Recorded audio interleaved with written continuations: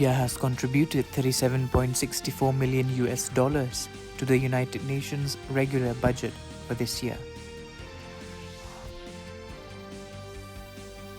The government of India has said that it is planning to increase installed power generation capacity to 874 gigawatts by 2031-32. The government today said that the Narendra Modi-led government is committed to increase the income of the farmers.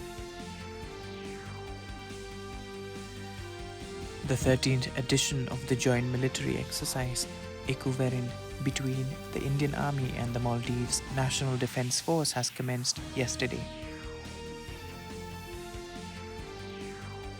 External Affairs Minister Dr. Jaishankar today called out the selective criticism of terrorism and major conflicts around the world.